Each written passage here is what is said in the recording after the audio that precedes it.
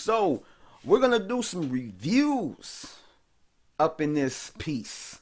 So the first review that I'm going to be doing is a review on WandaVision.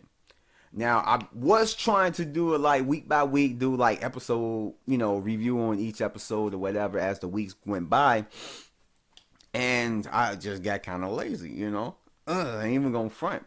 So the first three episodes dropped. The first week, both episode 1 and 2 dropped, and then this past Friday, episode 3 dropped. So this week is gonna be one episode after that. So I'm going to be tackling all 3 episodes. I'm not going to go super long. I may get into some spoiler territory, but I mean, if you have not seen episodes yet, that's on you. It's almost about to become a week from the 3rd episode being out. So, I mean, if you haven't seen it, you might want to go check it out before even listening to this portion of the podcast. But let me go ahead and get straight into it. This is different. I can say that Marvel tries to do a lot of boldness when it comes to their projects. And this was just extremely different. This was something that they took from... I'm not a person that has heavy knowledge on the comic books. I've learned from videos that I've watched on YouTube, Comic Story and Rob, Comics Explain, and stuff like that. And that's just to name a few. But actually physically reading these comic books, no. But I do know that they are taking inspiration from a story from X-Men involving Scarlet Witch where she alters time to where there's no mutants or whatnot, and it's called the House of M. And they're just basically taking inspiration from that, being that Scarlet Witch, with the loss of vision, has basically somehow, we don't even know, he's brought back to life. He's brought back to life, and they're in this town that she's kind of like manipulated and made her own by putting like this kind of dome around it, and now they're living in a reality that is TV like, 60s, 70s, 80s, and stuff of that nature. And the way that they did it is actually pretty decent. Now, they dropped the first 2 episodes the first week, which I didn't understand. I'm like, why y'all drop the first 2 episodes? I ain't complaining, but I'm just trying to figure out, like, why? And it's mainly because my first perception of the first 2 episodes is like, a lot of people probably didn't catch the trailer, probably gonna watch it and just think that like it's gonna be like this, like it's not gonna be anything significant. Why am I gonna watch this? This is just black and white comedy, I Love Lucy type of stuff. I'm not really a person that really likes stuff like that, so why would I sit here and watch it? So they wanted to put out the second episode that way to keep people, it'll get people, they continue to watch and be like, okay, there's something different. You have moments where Vision is questioning the reality, where he's like, okay, this doesn't make any sense. And then you see a rewind. And then that scene plays over again, but it plays out differently, showing that Scarlet Witch doesn't want him to find out or anybody else to find out what's happening or say what's happening. So every time that happens with Vision questioning it, it always rewinds. It always rewinds. And I thought that was cool. And I'm still trying to figure out how is he back and how she did it. But I mean, she's powerful. She can manipulate a time bubble, or not a time bubble, but reality in a bubble or whatever. Then, it's whatever. And I like how they have like a bunch of Easter eggs within this movie, like within the show. If you are a huge fan of the comic book, you will probably pick out some of the, Easter eggs, but they have, symbols from the organization SWORD from the comic books, as well as AIM, and just other different things in there. Like if you're not enthralled in it, or, I don't even know if I'm using the right word, but if you're not, into comic books or reading them like that, there is a lot of stuff that you're more than likely going to miss.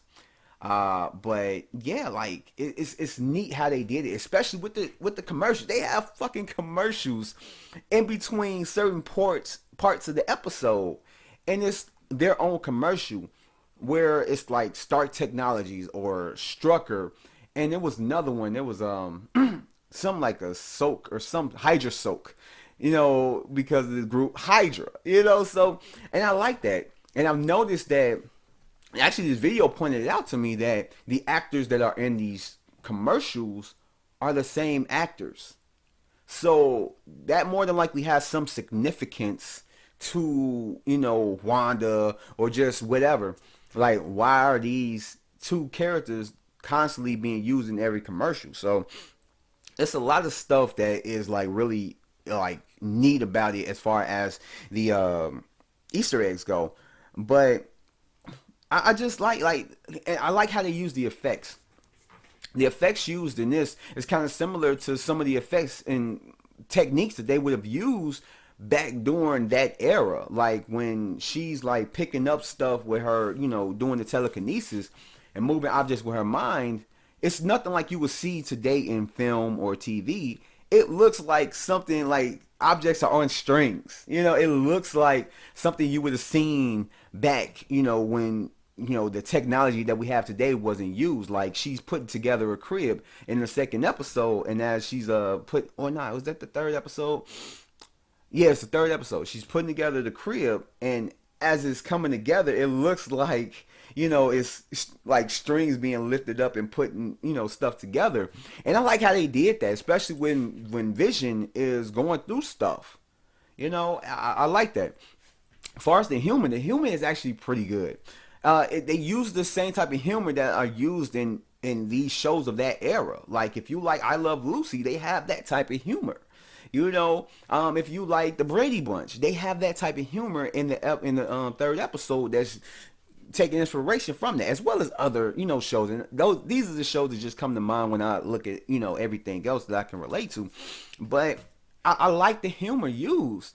I had to rewatch all 3 episodes again, actually a little bit before I did this podcast, and I actually enjoyed it a little bit more because now I'm starting to notice certain things. At first, I thought it was that, Scarlet Witch and Vision didn't know what was going on, but now that I realized it, Vision is the only person that is oblivious, at least, as far as like trying to figure stuff out, because it seemed like some of the other characters, they may know what exactly is going down, but they can't say it because of fear of Wanda.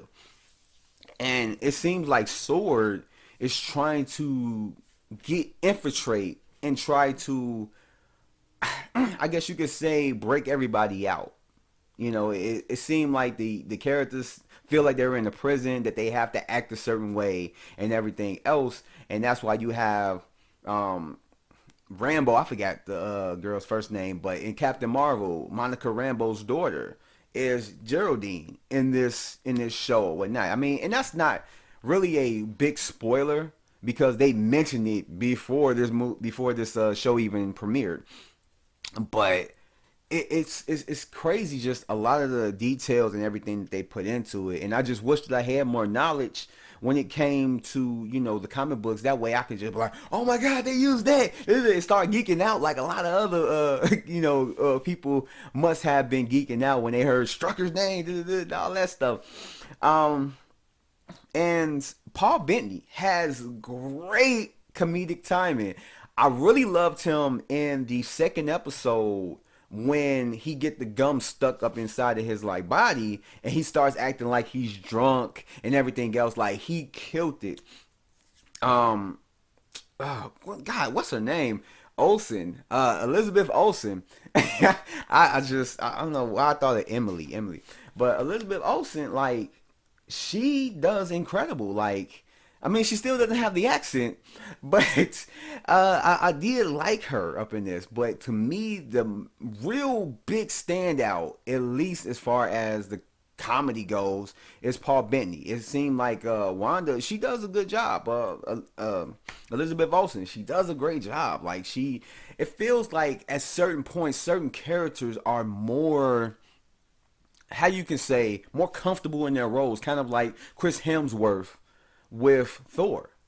These actors are more comfortable in their role, and I like that. When it's like that, you can tell, and it's more enjoyable to us as an audience, because you get the best out of that actor because it seemed like they're having fun, you know. So I really did like that, and yeah, when it comes to it, I really did like these 3 episodes. I really did. I like what they're doing with it. I am curious to see more. What's going to happen in episode 4 or 5? However many episodes they're going to go to. I'm curious to see how they're going to go and how they're going to, do this, because it seems like, it just seems like they have a really good vision for it. No pun intended. And I just really want to see where it goes, because this is a 3-part kind of, I guess you could say, trilogy. That this is the beginning of the whole multiverse type thing, which is going to lead into Spider-Man 3, which then is going to lead into Doctor Strange and the Multiverse of Madness, which Doctor Strange is going to be in Spider-Man, and Wanda is going to be in the Doctor Strange movie. So I'm very curious to see how all this is going to pan out, and man, I can't wait to see episode 4. I really can't wait. And